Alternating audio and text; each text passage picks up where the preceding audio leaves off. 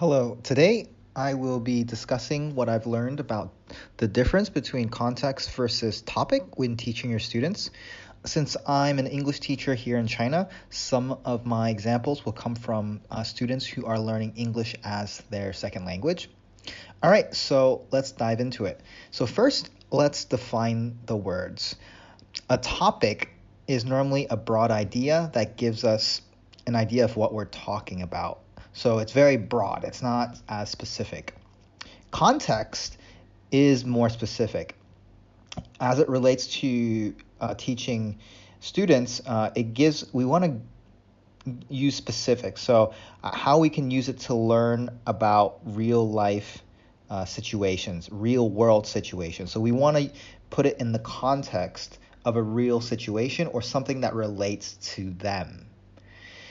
So, we want to tailor our lessons and make it more applicable in their situations for their age group. So, if they're 13 years old and they're teenagers, we want to make the lesson make it applicable to them versus if you talk about something else, which we'll discuss, that's not applicable to them, then it'll kind of go over their head. So now that we defined it, let's go over some examples. So topics. So here are a list of topics. So it can be things like therapy, work, food, shopping, clothes, etc. And then if you want to put something into context, so I'm going to use my own class. So originally there was an activity, and at my school, basically they have preset activities that they do.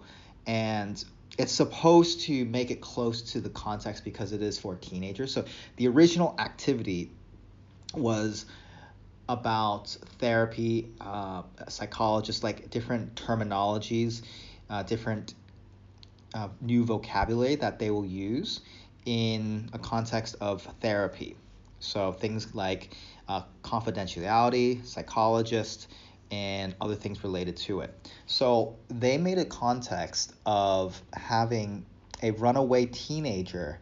The teenager is basically pissed off because his mom decided to divorce his dad and remarry another man, and he's pissed off because there's he has a new stepfather, so he's pissed off and he runs away from home. And this context is basically where this runaway teenager is speaking with a therapist. So the thing about how it kind of fits their context, but not so much, because I did end up doing this specific thing, but I also reviewed this. I also analyzed the specific activity, and half the students weren't very interested, and half of them were kind of okay with it. And it was more because it doesn't really relate to them. So the first one is kind of like a cultural thing. Because I'm in China, potentially like because in China divorce is like very frowned upon. Like it's not very common that people get divorced and then remarried. It's not as common. It's probably more common now, but it's not super common as in the United States. So this may not fit in their context culturally. And then the second thing is they might not want to run they might not want to run away. So like it doesn't relate to them because they don't want to run away from home. So yes, they're going to do this exercise of role playing, pretending to be a teenager or pretending to be the therapist, but they're not going to find themselves in a situation where they're going to run away, or they're not even thinking about running away unless they really dislike their parents. So I had to analyze and think about how can I restructure this activity to make it fit the context of my students. So basically what I thought of is first, like divorce is not as big in China, and so it might not be as relatable to them. And then the second thing, I was thinking about what interests my students. So from this class, I've always noticed that they really like video games and stuff like that. So during the breaks, like during 10-minute breaks or before class or after class, they watch videos of people playing video games, of streamers playing video games, or they're playing video games themselves on their own iPads. So I know that they're very interested in video games. So so if I were to teach this class again, I would restructure the class. I would restructure the activity so that the role play would be about a teenager talking to a therapist, but the reason he's upset is not from his mom marrying